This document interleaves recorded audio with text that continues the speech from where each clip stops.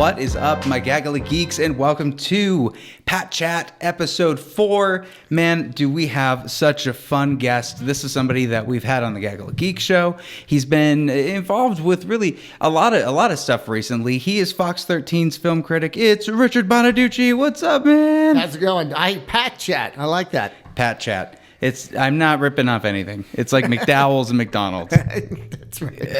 I'm trying to think of my what. See, this is the McFlurry, not McFlurry. That's right. That's right. The McFuggets. Well, how are you, man? Thank you for coming on the show. Well, you said chai and pretzels, so chai and pretzels. That gets me. That gets me there all over the electronics. I'm sure that's my luck. No, it gets me there every time. And now I'm just gonna open the pretzels. No, we'll mess with those later. Well, let's come bearing gifts. Will you pull those up so the camera can see it? Okay, so these are enormous. These aren't even the biggest ones. They have ones called Snyder's of Hanover. Oh, yeah, that are in a box. They're even slightly bigger. Now, a Snyder Cut fan that would be kind of, like Illuminati confirmed. You're wearing a Superman shirt as well as holding Snyder's pretzels. Have you seen a certain film already, or is it? I have not. No, actually, not yet. This is 20 years old. Oh, okay. So yeah, it's I got vintage. this when there was a WB store at the Fashion Place Mall that went out of business, and I bought everything for like $1. Oh wow. Yeah, but you know what? These are from Hanover in Pennsylvania. That's where I'm from. Oh, okay. You knew that. How do you eat them? That's my main question. Yeah, gotta break them up. Okay. They're beer pretzels. You just they're beer pretzels. That's beer what pretzels. they are. Okay. Yeah, they're fairly large. Yeah. But really, you dip them in beer, and you eat them. No, you don't dip them in beer. It just struck me, and I love pretzel. I love that we were able to pretzel out and shy out. Man, do I have? So here's the thing. However, I came bearing gifts as well. I have an extra copy of the Hollywood Reporter. I normally get these. Oh yeah! And here's an extra one for you. That's the latest one, guys. It's the latest Jesus. One. It's Joker Jesus. It's Joker Jesus. It's Joker Jesus. And this is for you and your pretty wife. You can watch a classic love story. Original. Ryan O'Neal. There you go. I did not. I didn't think you had that one. Well, I don't anymore. What? Because I gave my copy away to my grandparents. Well, Paramount, we love you and we appreciate everything you do. Absolutely, we do. And this is a great thing. This will be up. Can we give this away for Pat Chats? Oh, of course you can. If there's a chance and people want to that's been re-released in their like new classic series, Love Story. Yeah, that was a big deal back in the day. Thank you so much. Thank you so much for that thing I'm giving away. Well, let me ask you this, because usually how I prep this stuff is I do the segment that's usually like a... Oh, I'm sorry, what? Go ahead. You want one?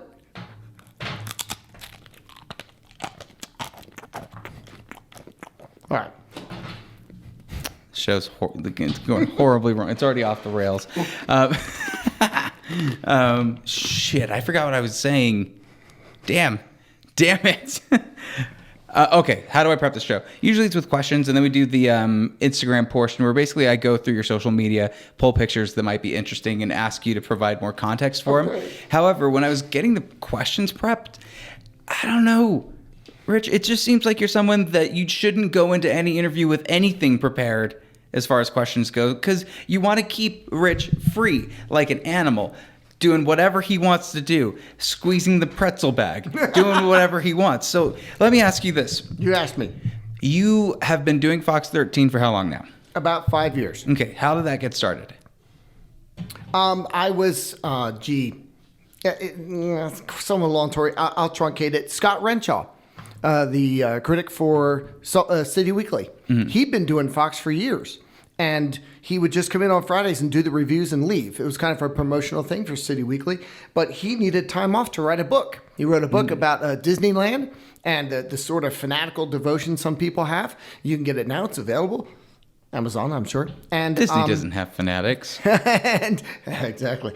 And so he wanted out. And he just told a few of us in the UFCA, the Utah Film Critics Association, of which you are. Don't point at me. I'm not in that yet. Of which you are trying to be. Womp, womp, womp, womp. And a few of us tried out for it, and I got it. And basically, I was just supposed to, pretzel. You're also the first guest to ever actually take out the food and eat it during the show. What? No, I appreciate I'm not supposed this. to eat it? This makes me, I feel warm because it's like, Oh, yeah? You're showing that you want to eat it. You're giving my gift away. I'm eating yours.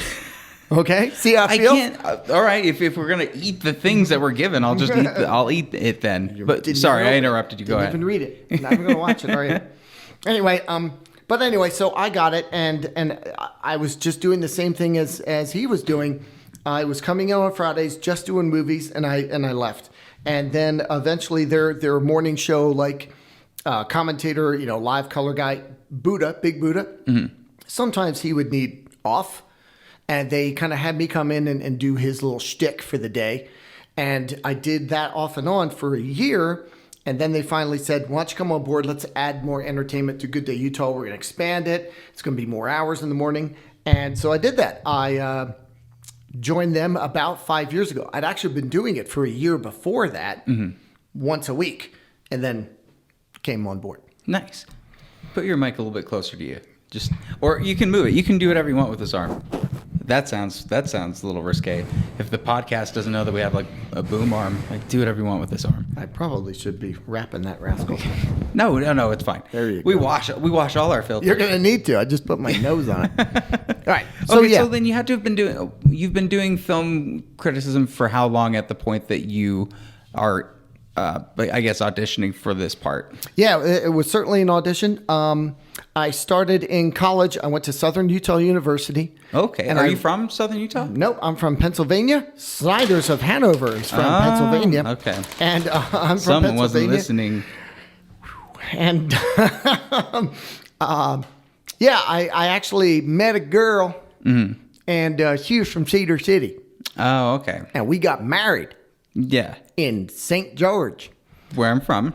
Oh, I didn't know you were from there. Yeah, well, I'm kind of like a latchkey kid when it comes to where I'm actually from. Like half was raised in Rawlins, Wyoming, and the other half, like through graduation, was in St. George. So okay, I thought you could say one or the other. Yeah, I had Wyoming in my head, so okay. But we moved out to Pennsylvania, and she really didn't like it out there. The pace is very different. I was right near Philly. She didn't like the weather. She didn't like how far she was from her family. She just didn't really, the traffic, she just didn't like anything about it. Mm-hmm. So we had a chance to move back west, slower pace, back to her hometown. And we did that. And then she didn't like me. So we got divorced, but I stayed and started college at SUU. So I was writing for the school newspaper, and I'm a drummer in a band, and I played in a band down there. Yes. So they asked me to write music reviews, and I said, I really can't do that because I can't quantify what I like about this or that. Yeah. If I like a song, I just like it. I like the dumbest stuff on the air and the highbrow weird jazz. Like, it doesn't matter. If I like it, I like it. I said, but I can quantify movies. And they said, oh, well, we'll do that. Yeah. So I started writing for them that way, and that's when I first started, but it was only in college. Okay. So you moved away from maybe doing more music oriented like review stuff. And it really is different between, like, you can write your feelings and you can write your thoughts about music. And that's what helps you to start, like, at least for me, when I started choir, I think in 6th grade, they had you write down like how you feel while you were like listening to an Eagles song, like Hotel California. It was actually really good exercise, I think, later on. But why couldn't you feel that as close to, because you do get the same feeling when it comes to like empathy, introspective looking at stuff if you're watching more of dramatic film. What was the difference really when it came to reviewing one format over the other? Well, you know what? My guitarist at one point, I was listening to, it was called Save Me by Cinderella.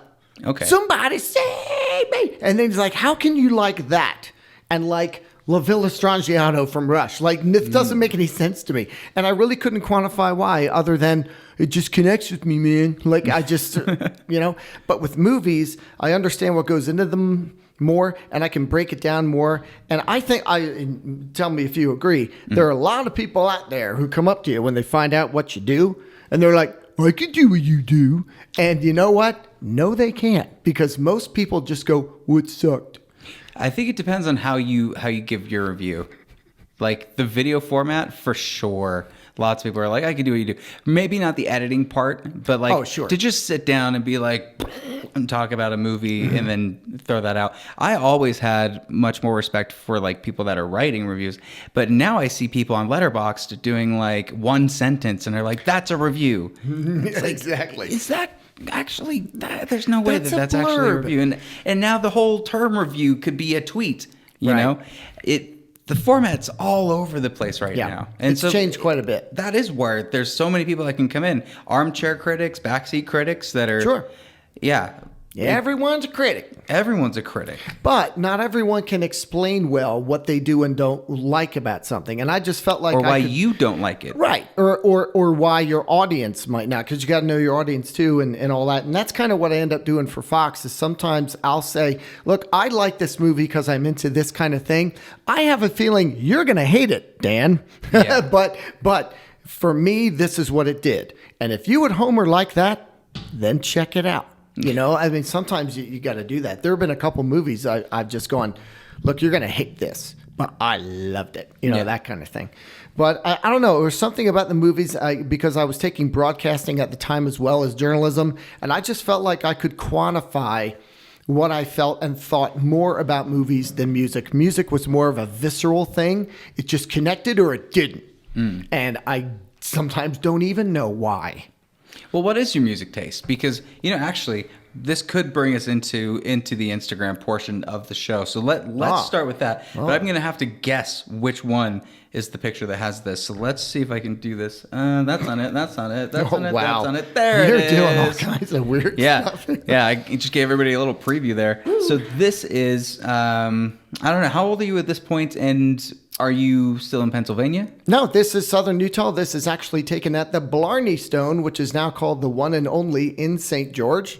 It's a great place to play, by the way. Huge stage with all those paintings in the back. The Blarney, is that the Electric Theater? Is that the only venue I know in St. George is the Electric Theater, and I wasn't very big into music as far as going to live shows. No, it was called the Blarney Stone for a long time, and now it's called the One and Only because at the time it was the one and only bar, and now it isn't, but it's still the name, and it's right there on St. George Boulevard, just like near. It's in a strip mall, and a huge stage, Jazzy and they do Javas? live music all the time. Is it called that too? Has it ever been called that? Not that I'm aware of. How am I not getting this? Not that I'm aware of. But I played in a band for 6 years called Justice, and we played both kinds of music, country and Western. But then when I came in, I'm like, okay, we're doing more than that with my fluorescent orange drum set. And I'm like, no, we're playing other stuff, and kind of pushed them in a different direction. I'm colorblind. That was orange. That's orange? No, it's fluorescent yellow. Fluorescent yellow. Okay. Yeah, I'm very colorblind. I painted it that on purpose. Ooh, wow. You painted your own kit. Yes. Well, what consists of a good drum kit? Like what do you look for an essential one, like for people just starting out? Because I always am like, I don't want to be loud.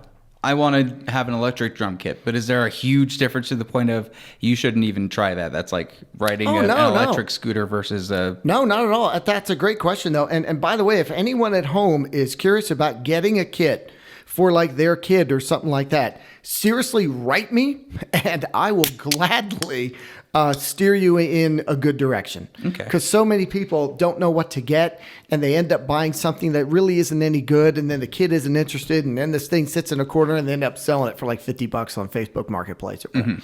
But no, if you're in a place where you have neighbors, you share walls, and you need to get a kit that is user friendly, electronic kits these days are really good, especially for that, because you put on headphones and you hear all the music, and all anyone else hears is...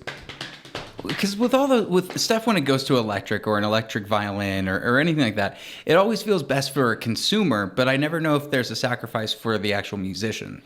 Well, I mean, they play differently because the heads respond differently, and there is nothing so satisfying as a good crack on a real snare drum. But as far as learning and practicing, they have amazing amounts of tools built right into the little brain that has the sounds. Metronomes, which You gotta practice them with the metronome and little backing tracks that make it more fun to learn. And so and you can get them cheaply used. They're kind of expensive brand new, the decent ones are.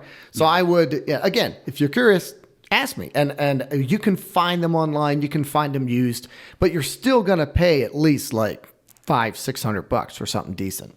Well, when did you start drumming? Was it young? I was 16. 16? Yeah. What inspired you? A friend of mine, met him in high school, went over to his house for like the first time, and he had a drum set in his basement, and he was playing on a little bit, and I just watched, and he said, I'm going to go to the bathroom here, and he handed me the sticks, and I just popped in, it was a boom box. It was a cassette tape, kids. They were little kid, anyway, and I just popped in a Billy Joel song, actually, and I started trying to, it was actually Say Goodbye to Hollywood off of the Songs in the Attic album, and I tried to play along with it. And then I tried to play along with something else. And then I put on Burnin' For You by Blue Oyster Cult. And I tried to play along with that. And I'm like, man, what is he? Did he fall in? Like, what is he doing? So I put it back on, played through it again. And then I realized he had been standing outside the door. He'd been done a while ago. And was just kind of watching me. And he said, dude, have you ever played before? No. It's like, you're not bad for not knowing what you're doing. You were sight, well, it wasn't sight reading, but you were sound hearing. Like you were following along. I was kind of picking it up and watching what he did and matching it. And so he gave me you know how special that is, though, to be able to do that? I'm special. That's okay. I have been called special before. Okay. It's true. You know what I mean? That's impressive. That's natural talent. Well, some people learn by seeing, some people learn by hearing, and some people learn by doing. I'm a little bit of everything. But one looks like a magic trick. Yeah. And that's what But I was doing a little bit of all three there. I saw him, I did it, And so he gave me a couple of quick things, and I was just starting to play after that. That's a whole other thing. But yeah. We can get into I want to get into everything with you. Some of these pictures are going to take us down these crazy roads, and I'm very excited. You show me then, and I'll take you there. I will show you. Are you trying to get me to move on? No, I could go on for that for ages. I can go on for ages. Okay, real quickly then.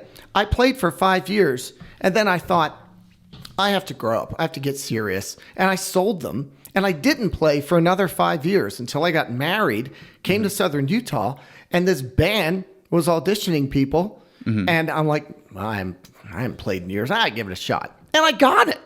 And then I said, I don't have a drum set. And I work Friday and Saturday nights. And they're like, we can work with it. So I ended up buying that kit right there off their old drummer, but I didn't like the color. So I changed it to that. And that was a bad idea. That's awesome. And played with them for 6 years. It was awesome. But then graduated college, got to get serious, sold it all again, started working and missed it and went, I'm never going back. And I bought them and have never not played since then. That's good. I'm glad that you did that. But it was tough. Did you go to Vegas at all? That's like a hop, skip, and a beat away from St. George. We did not. We played as far south as Page, Arizona, as far as north as Price, Utah. Oh, okay. What was your favorite, I guess, show that you had?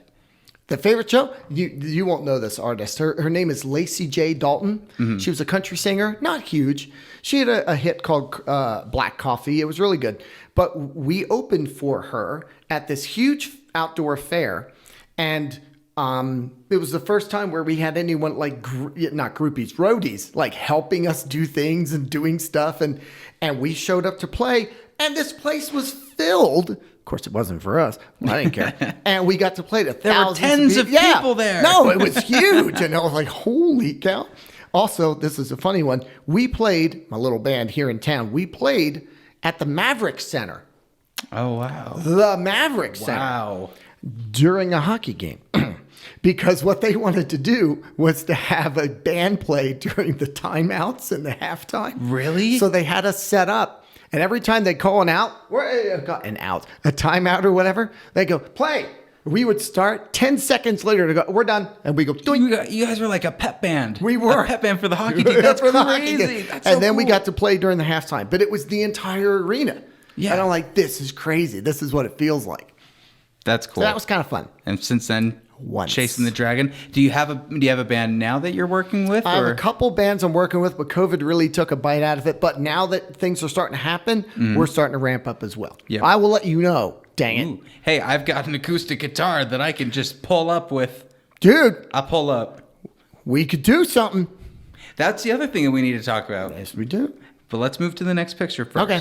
Do the picture. By the way, this is a fun format. I hadn't seen this before. This is a good idea. Oh, cool. I'm saying Pat I Chat totally is- ripped is it off cool. from Hot Ones, the Hot Wing thing. Well, where it's they're yours now. It's like a little segment. But It's yours now. why do you have Spider-Man in your lap? And looking at the young man's face, I don't. You know what? I felt like this was you being like, these YouTube pranksters don't know what's really going on. I miss Comic-Con. I bought a lot of weird stuff at Comic-Con. I was just driving home with everything. And I'm like, I got my Spider-Man. Because I was trying to buy all of the Avengers in stuff. Oh, nice. And I had a really bad Thor with a really limp hammer. But Spider-Man was pretty well done. I just had him in my lap, and we're hungry. And hey. Do you remember what the guy said? Was just like, You know bye. what? He did it? not react at all. Not a whit. He's probably seen this hundreds of times. Now, do you often frequent drive-thrus with this? Because when we're little, you always want to do a voice. You always want to do something kind of funny or weird. And I love that you still kind of have that in you. It's like, you know what? Let's see what they think of this, Okay. What rating are these podcasts? Are these PG or R? I don't think we've gotten to heavy, but Okay. if we need to get there, We'll we push can the get there. R for a moment. Yes, please. In high school, Let's go Snyder Cut with this. In high school, I knew some friends who worked at fast food restaurants, and I knew this one girl worked at a Burger King near me, and I saw her car in the parking lot, and I drove around. I saw that she had the headset on. She was doing the window. So I went up to the booth, went up to the thing, and she's like, yeah, Burger King, how can I help you? And I said, yeah, I want a fucking cheeseburger, as loud as I could. And I looked in the window, and everyone in the Burger King just jumped because they had the speakers on, and I tore out of there like crazy. And I haven't been back to Burger King in a long time. Burger King. Burger King. Burger King. Burger King. I eat there a lot. I eat at way too many fast food places too often. I'll tell you this. I did go to a doctor not too long ago, and he said, you're in good shape, but your cholesterol is really high. How often do you eat at fast food? And I'm like, 4 or 5 times a week. Leave me alone. I'm like, every day? You don't get to tell me what to do. And he's like, you should probably cut that back. So I just stopped going. I haven't been to a fast food restaurant easily in 3 years. How have you felt? And there a big difference? There Do you go. notice a difference? yeah. Oh, yeah. Yeah, absolutely. Nice. I had to, well, I didn't have to, but I did this. So you know how in Utah they've released the new updates for the vaccine where you have a 30 BMI, right? Right. I weighed myself, and I measured myself as far as height So you goes. calculated BMI? And I'm exactly 30.5. That's what I was at, right? Is that good? I don't know. It's the cutoff, right? So you have to be Oh. 30 to get the vaccine. So I was 30.5. So I was like, I qualify. Got the but vaccine. to me, I had this irrational fear that these people are going to poke and prod me and make sure that I'm this right BMI. And maybe they've got a utensil that they use that nobody else really They'll has. probably for it. do a body measurement real didn't. quick. Oh, they didn't. They didn't. Bastards. And Well, then I want one. well, in preparation, I was afraid, right? So maybe I ate 3 dozen cookies. Just to Entire pump that up a little bit. 2 full pizzas. pretzel? See, that's the thing. fat, Now everything kind of disgusts me, but I still eat it. It's like that weird, now it's habitual, but you're like trapped in your own mind of just get out of the prison. You did what you need to do. Well, But then they didn't even check. They didn't do anything. then I'm just going to show up. See what happens. Well, you should. I think everybody, at least by April, should be able to sign up. I did hear on the way here that they're saying awesome. April 1st, they're hoping that it's going to be available to everyone. If you're punking us which is on pretty- that day, Yeah, that exactly. that's the worst day to do That's that. that's quite a challenge, I Jake think. Paul shows up. I think they need 85,000 vaccines a week to meet that goal. Really? It's going to be tough. The process, very simple. They get you in and do the thing, make you wait there for 15 minutes in case you get an allergic reaction or something. But Well, I involuntarily did that, and I felt so bad. like I think half a minute had passed, and I think I was getting a little drowsy, and I jerked up. But when I did that, the doctor who had given me the pharmacist that had given me it looked at me like, don't do that, dick. You're right. And I'm like, I'm so sorry. That's not what I meant. Oh man. Oh, that's great. So let's move into. Did you see that calendar though of the anchors or someone like they opened their shirt to get their? They don't have to, but they wore a button-up shirt and they opened it to show off. Who? Like it was just a bunch of various random local celebrities getting. Oh really? Yeah, and they're thinking of putting a calendar together and all that. So I'm gonna. So when try are they doing your pictures? I'm gonna totally Photoshop my head on something. We got a green screen behind us. Yeah, we just do it right now. We'll get it done. Well, that'll local be part Salt two. Lake Critic Part two of calendar. Pat chats after hours. That's right, local. Yeah, we'll do it. All right, so tell me, did I pull these pictures and you just happened to do hiking during this time, or are you actually I mean, you're in Cedar City, and that's right in Zion, where all of the big hikes are. I know Angel's Landing. Have you hit any of the top spots in Zion, and do you like hiking? Yeah, I love it. I've been to the top of Angel's Landing easily 50 times because every time someone comes, every time someone comes to the state, I'm like, let me show you some cool stuff, and yeah, you bet. Love it. One of the reasons why I love Utah so much. In fact, there are some places down south that used to be like a cool secret thing, like Red Cliffs, but now it's a state park and everyone knows about it. But lots of great little places down there to actually, I found one. Tell me some of your favorite spots. I'm trying to remember the name of it, but it's one of my favorite places to go. And I just took my niece there at December of last year, and she gave me COVID. So, oh no, yeah, I guess she didn't like it. But no, she loved it. But she didn't know she had COVID at the time. Yeah.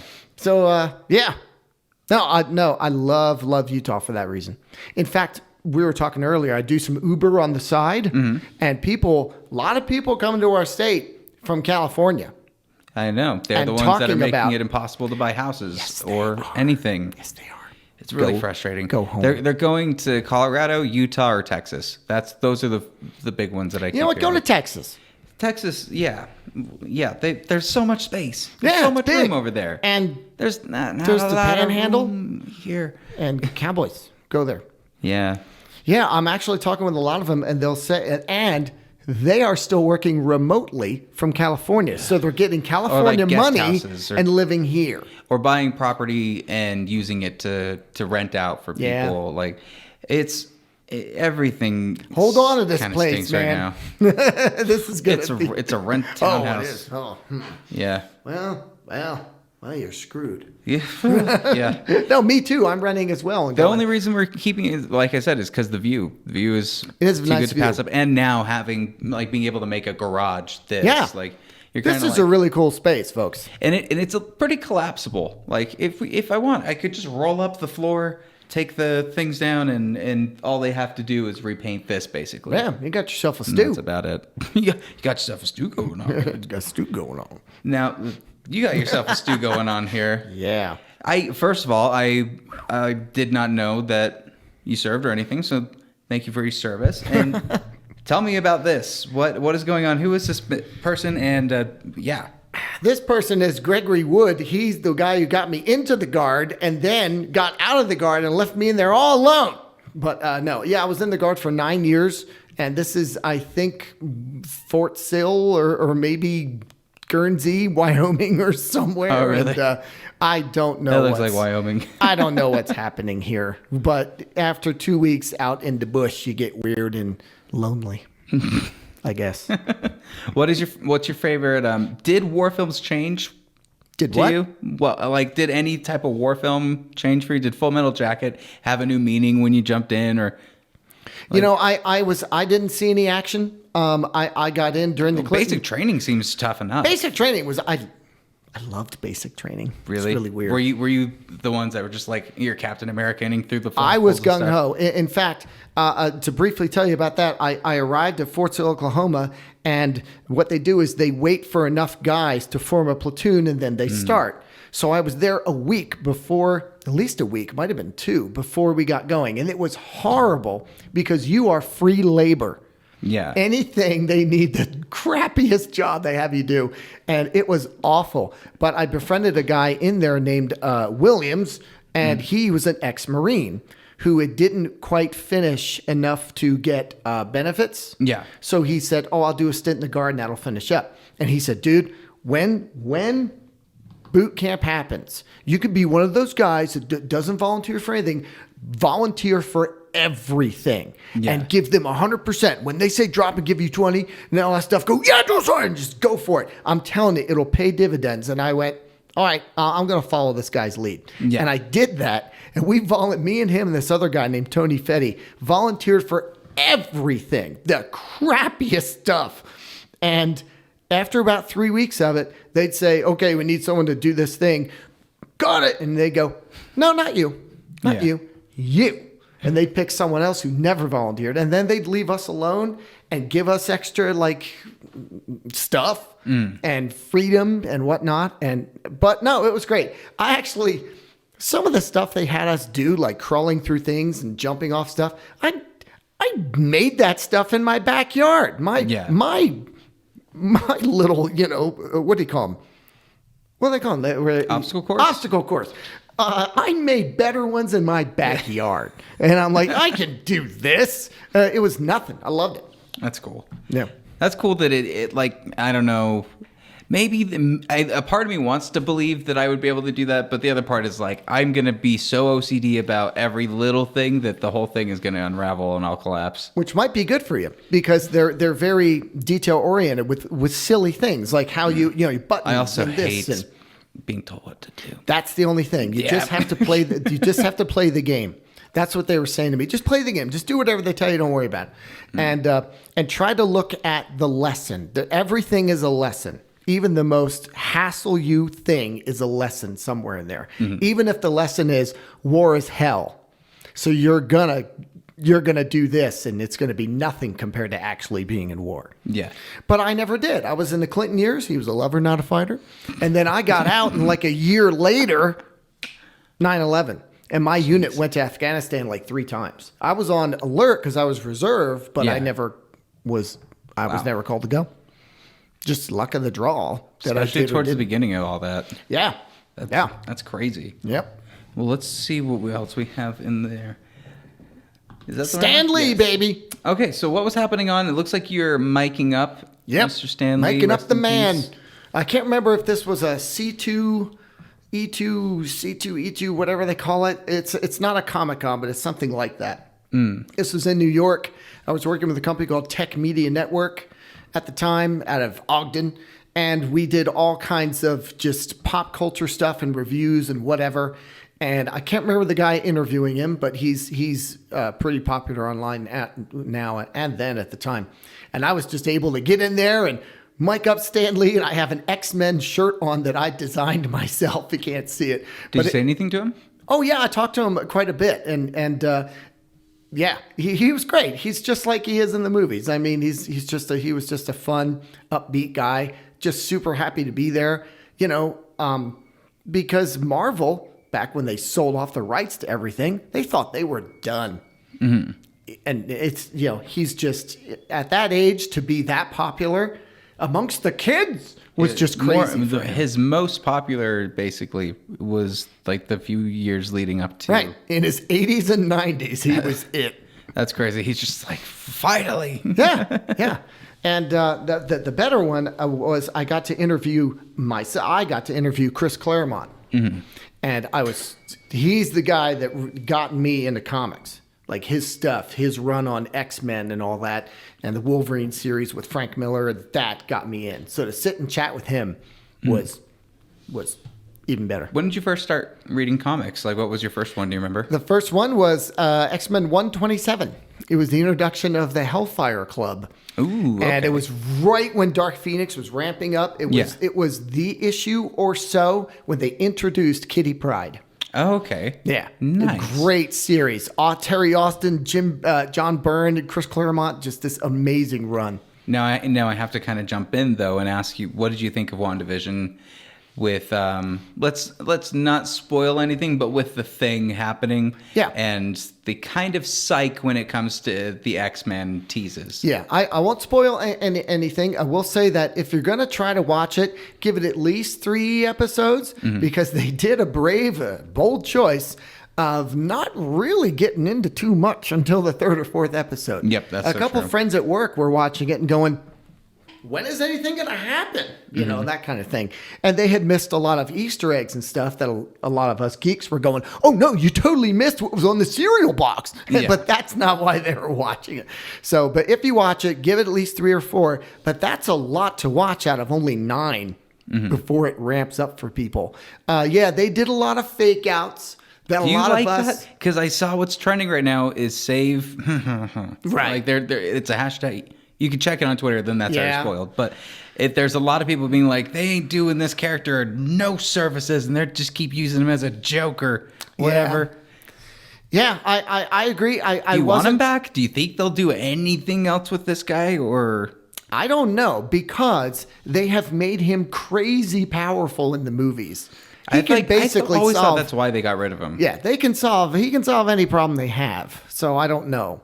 It's just like with Thanos' whole deal in the comics. He was unbeatable. So they had to dumb down some of, like, the Reality Stone was really just like, it created illusions, sort of, you know what I mean? It didn't actually.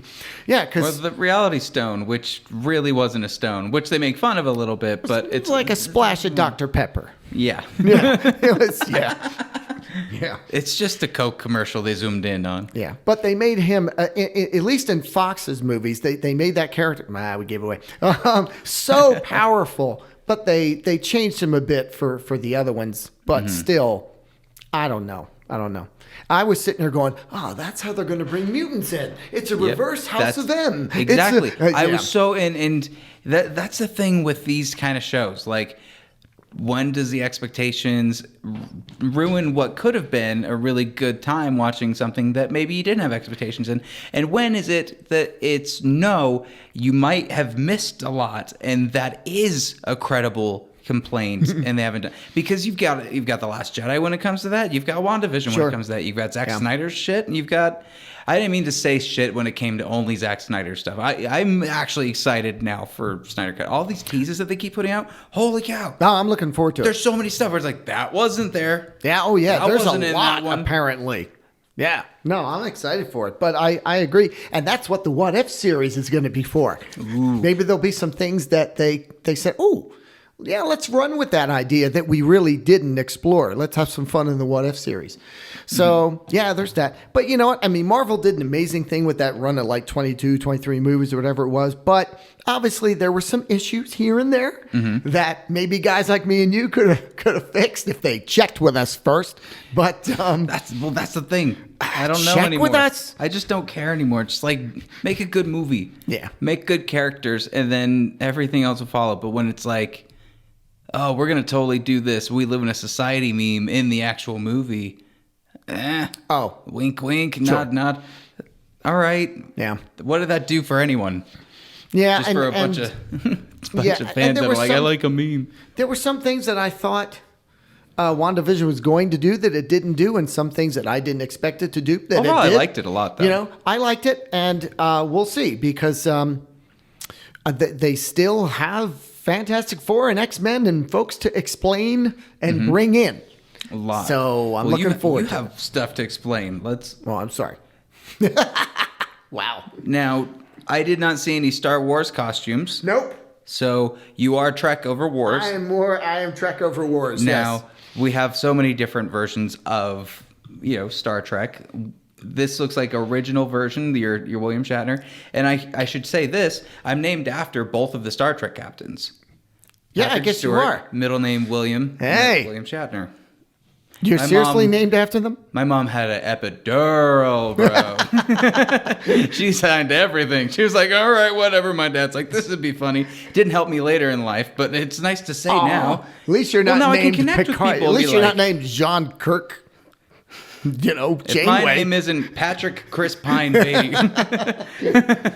Well, hey, my buddy, my bass player, he is a baby named Riker. So it Well, could have gone another way. Where do you want Star Trek to go? Where is the cinematic goal for it? Or does it need to stay I don't know with CBS anymore. All Access? I don't know anymore. They don't seem to know either. It seems They're very trying like confusing. everything. We're going to have 19 different series. We're going to have a transporter series. Like, we're going to have a holodeck series. Like, I don't know. I do like the You idea. like Picard? Yeah. Yeah. I do like the idea of a series because they can develop things more. They can explore more characters, characterization, arcs, etc. Movies are fun as long as they're well done. The original Star Trek run was interesting in that they had these self-contained stories that also kind of connected a little. When were you watching these? So what age at this point? Oh, what age is that? Oh, God, I don't know. That's literally kindergarten. Kindergarten. That's like 1974. I don't know. 70. I'm old. Okay, that's like I don't know, you look 1975. older than for kindergarten. Or at least you've got like You know what? No, actually, that you might got be. the jawline that of might be a first grade. 40-year-old, like a chiseled jawline George Clooney thing. It might be- You're in kindergarten. That's I crazy. don't know. I don't know.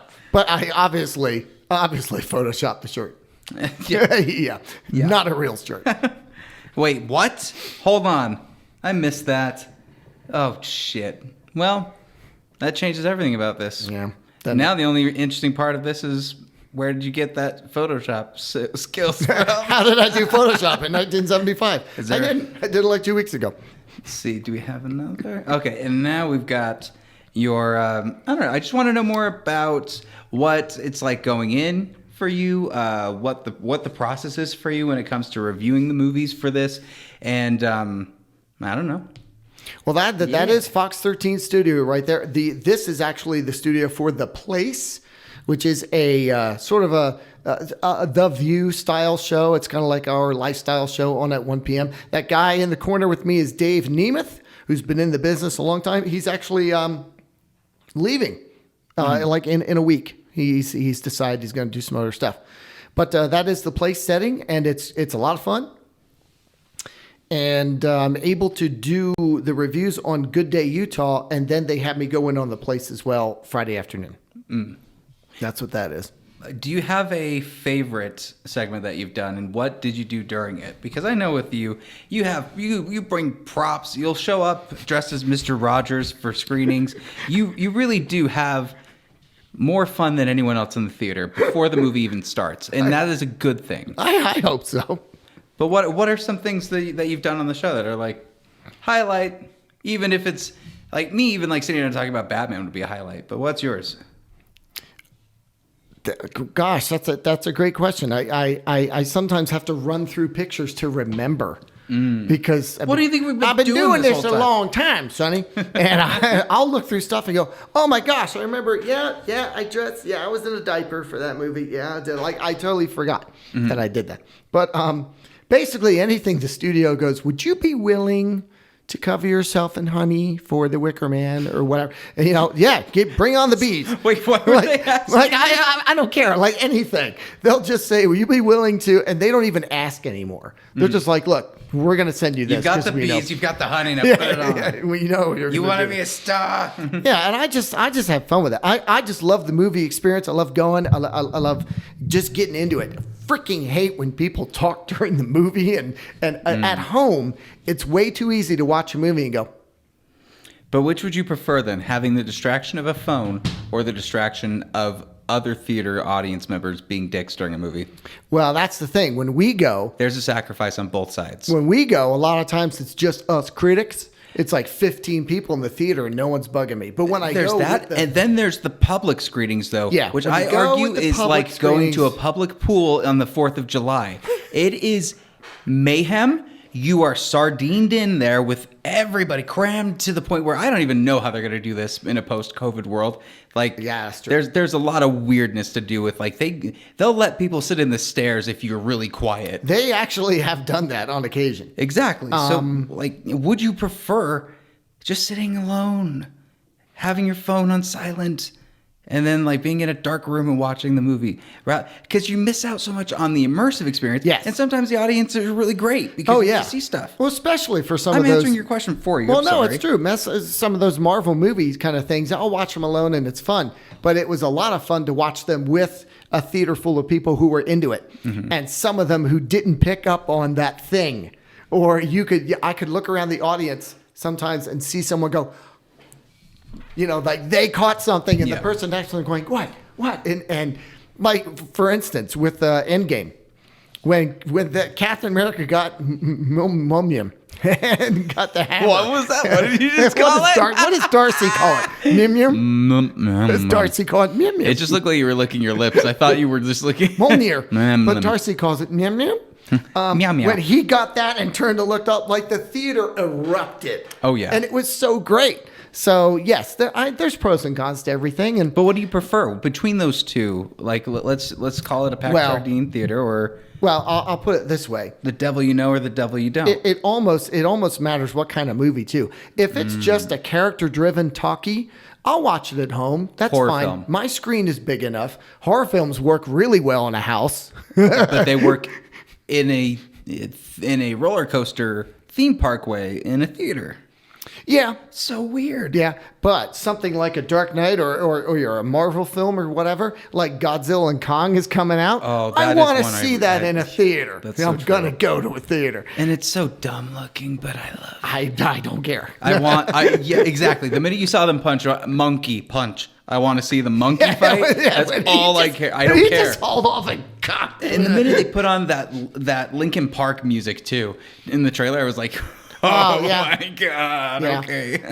But it's it's 6 of one and half dozen. It's a tough call, and I am very interested to see how it changes going forward. Yeah. Because right now, Megaplex, for instance, is doing that whole touchless thing where everything is on the phone. You buy your tickets online. That's on the phone. They just scan it. They never touch you at all. You don't touch anything. Nothing is unless exchanged. You pay extra. Well, yeah. Those for those movies, and even the food is prepared for you, and you just pick it up and all this stuff. You reserve your stuff online. Mm-hmm. You're a whole row apart from everyone else, but that means hardly anyone's in there. How many have you gone to during the pandemic then? Maybe 4. Man, I don't know. Well, now I'm going to. Now I'm going to with the shot. Yeah, but when I've gone, I was almost the only one in there. I know, and it's me. It's me. Like I just didn't want to. I didn't want to go, and I was worried that sorry, no. We're good now. We're good what the now. Hell? You could take that off. It's okay. Oh wow! Put it around my. Man, look at it. Look at him. We Marvel or DC. We don't care. We don't care. But what was I gonna say? I just did not want to be nervous during watching the movie.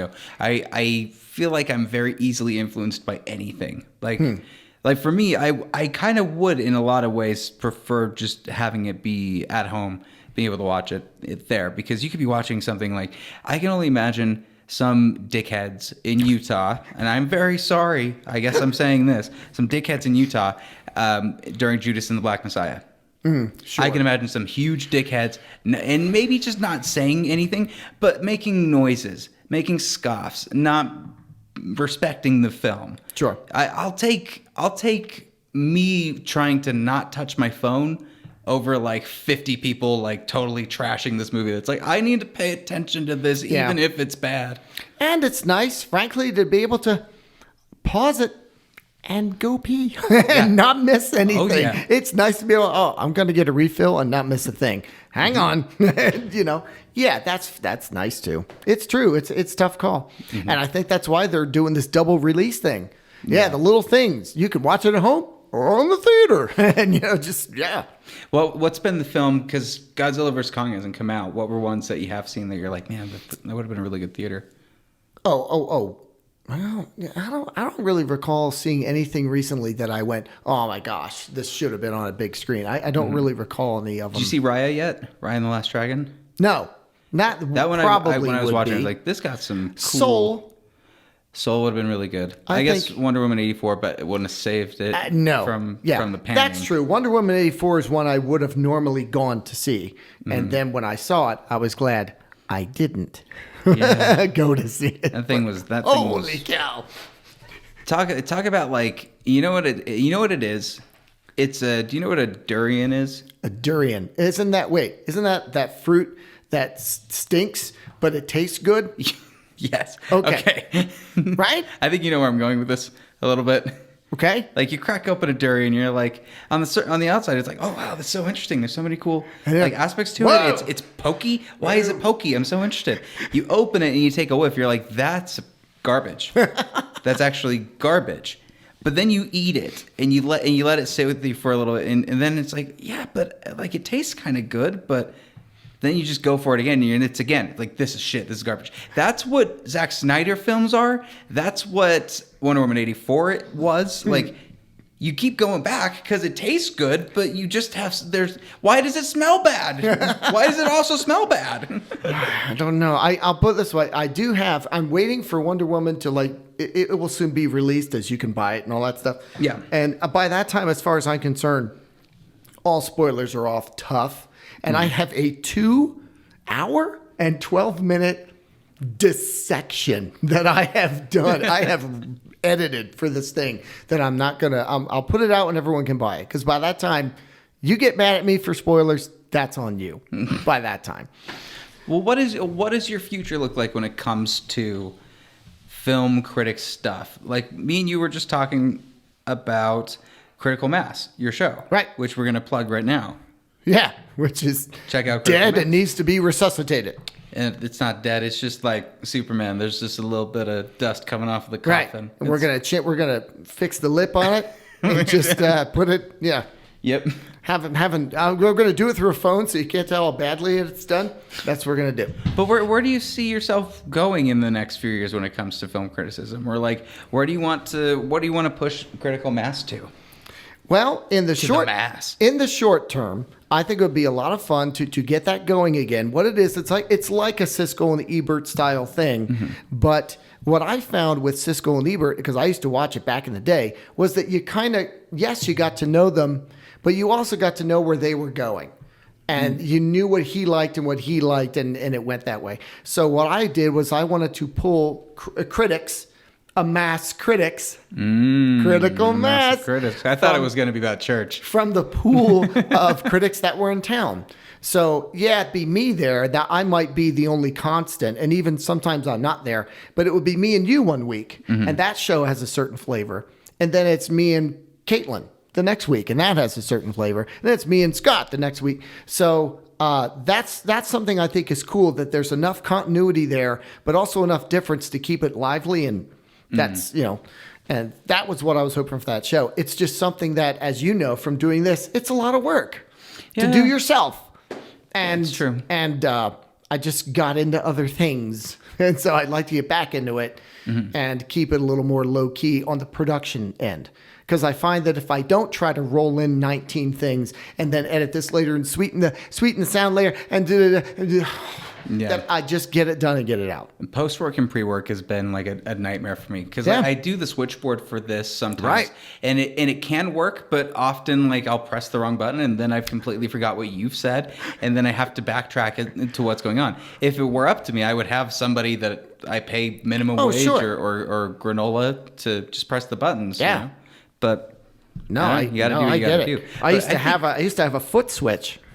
You showed me that. Yeah, We didn't. It was a you don't have it keyboard anymore? switch. Oh, it stopped working. Oh, shit. 'Cause that was really cool. Yeah, it was a good idea.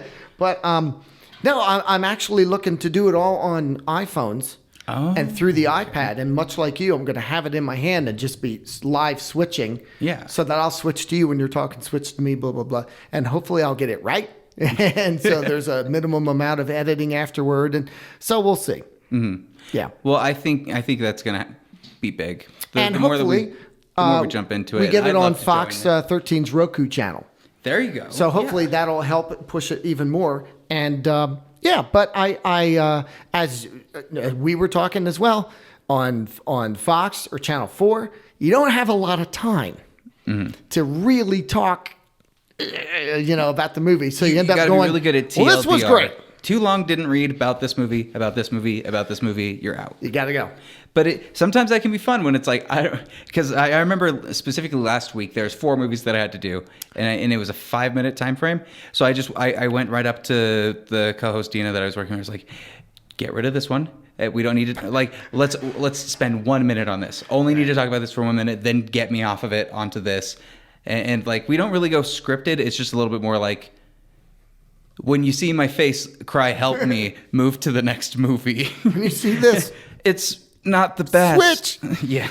Yeah, and of course, you want to interact with someone sometimes, and then the person that's there, whether it's I don't know who else you do it with all the time. Pretty much all of them. It kind of is a rotation as far as whatever the hosts are covering. I'm usually with like Dan Evans and Kerry Kronk or whatever, and they want to say something, and I want them to, but then now they're taking my time, man. And now Well, I don't worry about that. Now I've got 10 seconds They to can tell just you put about me, this put movie. me in the corner and I'll be fine. But it's a lot of like, first they haven't seen them, like not seeing the movie can sometimes be quite challenging because you want to relate about something that's like, I can't spoil it, Right. But I like, can we both be like, what about it? But you can't. You were don't have talking that as about much. processes, and I try to talk like this is what I want to talk about, but I don't want to spoil it. So I'll talk around that as much as I can to get someone to give them like the gist without blowing it. And it's difficult to review a movie without talking about the movie. Yep. It would be like saying, well, okay, I'm going to tell you about this road trip I went on, but I'm not going to tell you about any of the stuff I did. Yeah. You know, so It really is. That's what I feel like sometimes. Describe a picture without telling you what the picture is. Yeah, and it's hard. And I don't feel like I'm doing the job. Did but you really get anything out of that? I don't know. I think we pull it off because at the same time, it's not necessarily we're giving you a plot for plot. We're trying to give in the shortest amount of time a synopsis of if it's worth your money. Exactly. And if you can give them that, and you gave me the greatest advice that I had when it came to going Pants? Wear pants? Wear pants. I did. He did I put on promise. pants for this. The second time. The second time. When we weren't recording, it was all When whatever. we realized that we could see legs, I was like, he's here. Oh shoot. we got to put on some Hi. pants. Oh, get out of the tub. But I don't know. It's just a whole different format. Wait, what was the awesome advice I gave? Oh yeah, what was the awesome advice? I forgot. It's to treat everything like you're basically at a theme park. Enjoy every single moment of it and don't take it seriously. When you don't take it seriously and you're there to build a rapport with somebody and have a good conversation with them, rather than, I have A points, B points, C points that are structured enough to the point where people that are watching it probably don't even know what you're talking about. Like if you're like, the cinematography is pretty good, that's a wasted sentence when it comes to like you can do Unless that it's shot on a phone, it's probably looks fine. Like if I went up and did a Snyder Cut review, I'm not going to talk about the 3:4 aspect ratio for like, even though for us it is a huge thing to talk about, it right? can be, It's yes. pretty big. A lot of people can get upset about it. Rather large. But but instead it's like 4 hours is a long time. Go to the bathroom if you want to go. Yeah. Like that would be what I would talk about. Go here. Or like, not worth it if you have kids that you have to deal with for 4 hours. Watch it at night. Watch it. Those are the right things. And maybe someone will say that that's not necessarily criticism, but that's more of your guide of how to enjoy and watch something. Mm-hmm. But I think that goes hand in hand. Well, and I think it's the medium as well. I used to write for Salt Lake Magazine, used to write for the Ogden. Oh my gosh. Ogden Times? Standard Examiner. And they wanted a totally different tack. Yeah. And they also wanted you to fill a certain amount of space.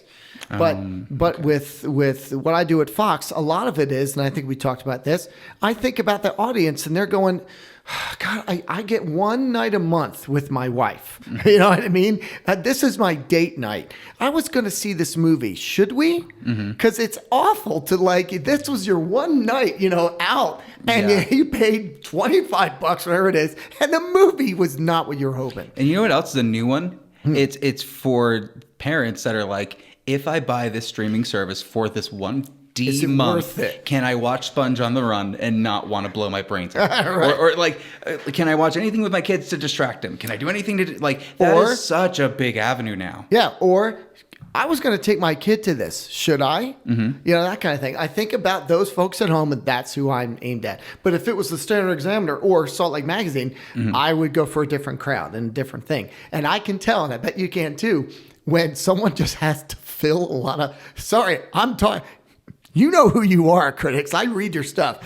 When someone is just filling space because they have a certain amount of words they have to write, and they give you a synopsis of the movie...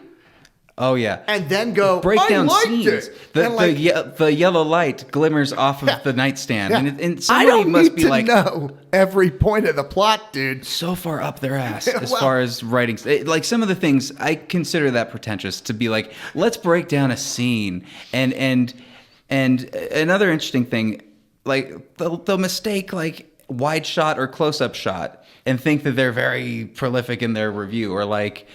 It's clear he was using a 35 millimeter lens when it was like, nope, that was digital or something like critics.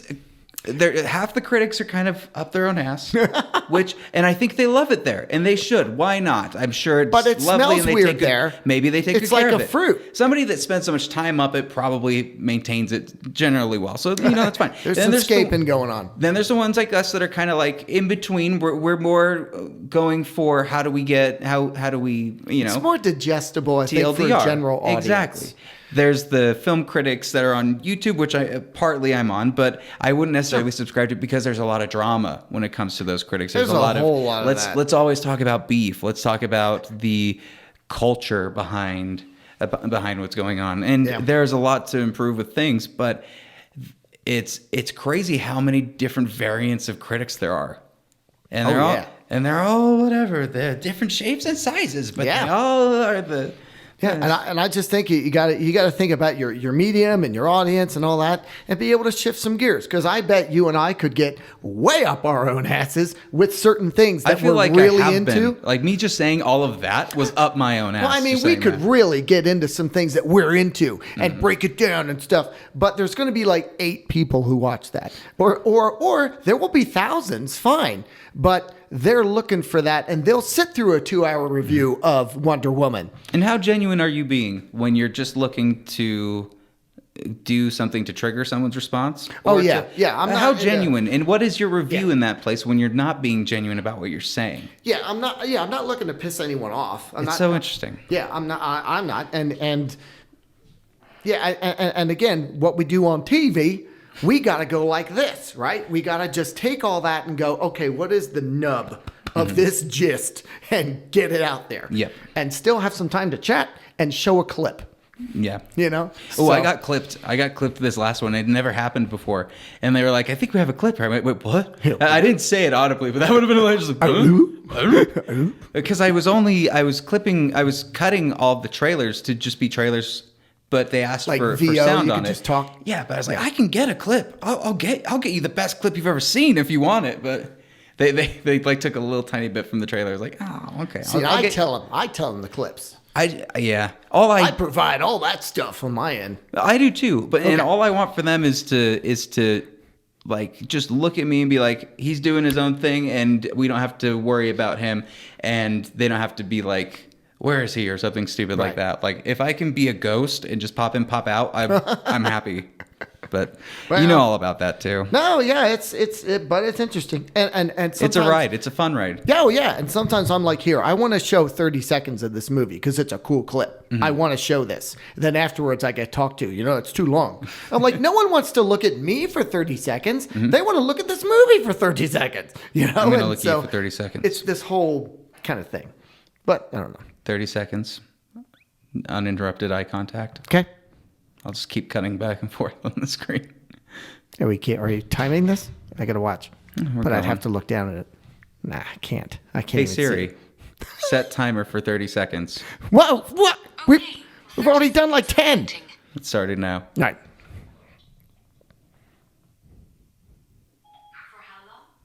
Okay, well, that's it for that. Richard, thank you so much for coming on and talking with me, letting me ask you weird questions. Pretzels and chai. Fox 13, Critical Mass is going to be coming back. And where anything else that we can plug for you that you want to plug? Oh, now you ask me. Yeah. I didn't make you do that. You knew where this was going. We did know where this was going. Oh, and now the timer actually, it did go, but then it's not, whatever. You know what? We'll have to come back and talk music sometime. Talk jamming. It seemed like there was a little bit of a mine there that we can explore. There's a thing. I'd like to know more, and we need to jam out for it. We could just do a full jamming show for stuff. Dude, at my house, I have a whole section set up, just people walk in and jam. That's cool.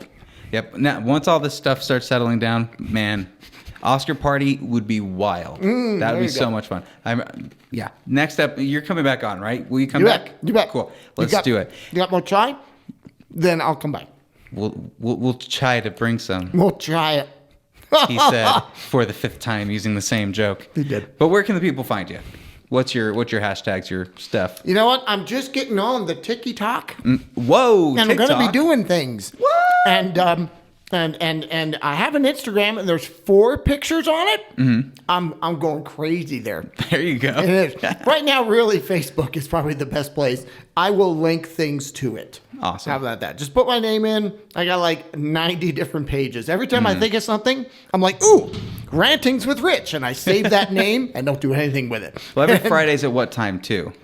Oh, I'm on Fox every day from like 8 to 10. 8 to 10. And then 7 to 10 on Fridays because we talk movies. Movies. Well, thank you again. And of course, you guys can check us out on Pat Chats on the Patch Radio Review site. Pat Chat. Oh, Pat Chat. We Pat need to Chat get with some Pat. type of. We've been saying we need to have some type of like actual intro for this, so maybe we can come up with that too. Jingle. We don't have an end slogan to it either, so I'll use the one that Nisha gave us. With Pat. With Pat, we chat with Pat. Chatting with Pat, because it's a Pat Chat. Just like that. Bye-bye. Bye-bye.